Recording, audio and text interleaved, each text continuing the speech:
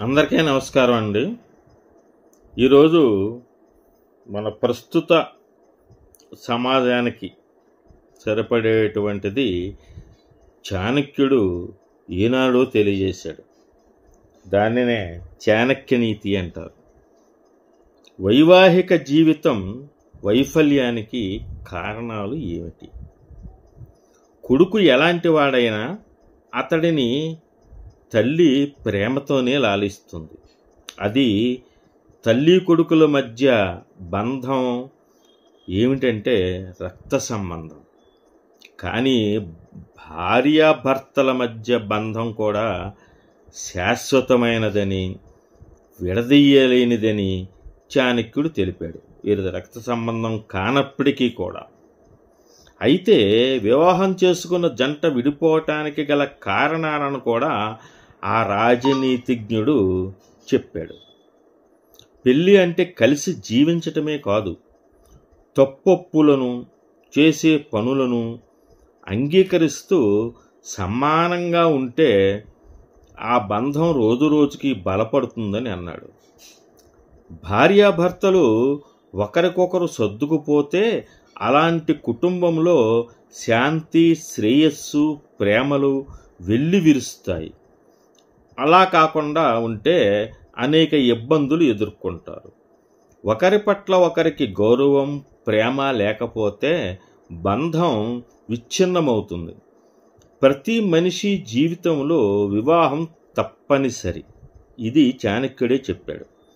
అలాగే ప్రతి వ్యక్తి సామాజికంగానూ ఉన్నత స్థానంలోనూ ఉండాలని కోరుకుంటాడు.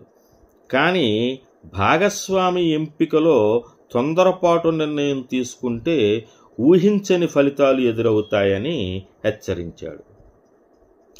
వివాహం తర్వాత భార్యాభర్తలను ఒకరినొకరు మోసం చేసుకొని అక్రమ సంబంధాలు పెట్టుకుంటే క్షణాల్లోనే ఆ బంధం తెగిపోతుందని కూడా ఆనాడే పేర్కొన్నాడు. తన సొంత విషయాల్లో భర్త జోక్యం చేసుకున్న, అదుపు చేయటానికి ప్రయత్నించిన స్త్రీలు దానికి అంగీకరించరు. దీనివల్ల వారి మధ్య శత్రుత్వం ఏర్పడుతుంది.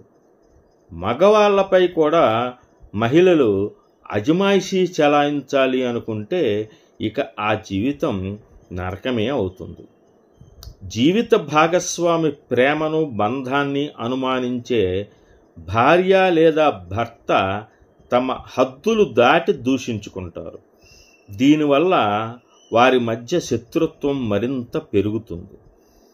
కుటుంబంలో పెద్దలు చిన్నపిల్లల పట్ల గౌరవం లేకుండా తమ బాధ్యతలను పక్కన పెట్టి దురాశతో మహిళలు వ్యవహరిస్తే వైవాహిక జీవితంలో ఒడిదుడుకులు ఎదుర్కొనక తప్పదు. ప్రతి మగవాడు అందమైన మహిళ భార్యగా రావాలని కోరుకుంటాడు. అయితే అమ్మాయి అందంగా ఉన్నా మంచి కుటుంబం కాకపోతే అలాంటి వాళ్లను వివాహం చేసుకోరాదని చాణక్యుడు ఆనాడే తెలిపాడు. తమకు సరితూగే వారితో సంబంధాలను నెరపుకోవాలి. ఒకవేళ పురుషుడు ఆస్తిపాస్తుల్లో తక్కువ ఉన్నా ఇల్లరికం మాత్రం పోకూడదట. దీనివల్ల అతనికి సమాజంలో గౌరవం తగ్గిపోతుంది. వధువు అందంగా లేకపోయినా పర్వాలేదు, ఆమె కుటుంబానికి మాత్రం విలువ ఉండాలి. దీనివల్ల బంధం బలపడి రెండు కుటుంబాల మధ్య ఆరోగ్యకరమైన వాతావరణం ఏర్పడుతుంది. స్త్రీ పురుషుల మధ్య ఒకరిపై ఒకరికి ప్రేమ, బాధ్యత ఉండాలి. వివాహంలో ఉండవలసిన మొదటి సూత్రం ఇది. భావోద్వేగాలకు విశ్వాసపాత్రులై ఉండాలి. ఇలా చేస్తే ఆ బంధం కలకాలం నిలబడుతుంది. భర్త సేవలో తరించటమే భార్యకు స్వర్గంతో సమానమని, కానీ తన ఆశ్రయం పొందిన మహిళ ప్రయోజనాలకు కాకుండా భర్త కాపాడాలని, అలా చేయని వ్యక్తికి సమాజంలో గౌరవం ఉండదని చాణక్యుడు తెలిపాడు. నిజాయితీ, తెలివైన స్త్రీ మంచి భార్యగా ఉంటుందట. ఎల్లప్పుడూ భర్త పట్ల ప్రేమతో ఉండి కుటుంబంలో శాంతి సామరస్యాల కోసం పాటుపడుతుందట. భార్య పట్ల అమానుషంగా ప్రవర్తించి ఆమెను గాయపరచరాదని చాణక్యుడు తెలిపాడు. దీనివల్ల విపరీత పరిణామాలు ఎదుర్కోవలసి వస్తుందని అన్నాడు. పురుషులు కుటుంబంలో ఇతర స్త్రీలతోనూ తగాదాలు పెట్టుకోరాదని, దీనివల్ల బాంధవ్యాలకు మరింత చేటు కలుగుతుందని చాణక్యుడు చెప్పాడు. మరి ఎన్నో సంవత్సరాల క్రితం, కొన్ని వందల సంవత్సరాల క్రితం అయ్యుండొచ్చు.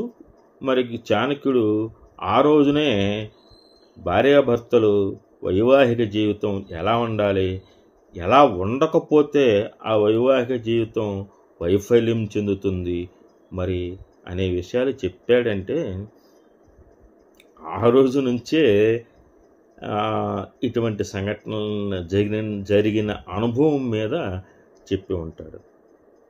మరి ఈ వీడియో ఎవరిని నొప్పించటానికి కాదు, ఎవరికి బోధలు చేయటానికి కాదు, చాణక్యుడు చెప్పినటువంటి నీతి సూత్రాలను అందరూ బాగుండాలి, అందరి వైవాహిక జీవితాలు బాగుండాలని కోరుకుంటూ చేసినటువంటి వీడియో. దీనిని లైక్ చేసి సబ్స్క్రైబ్ చేసుకుంటారని ఆశిస్తున్నాను. మీ కామెంట్లు కూడా తెలియజేస్తారని ఆశిస్తున్నాను. సెలవు.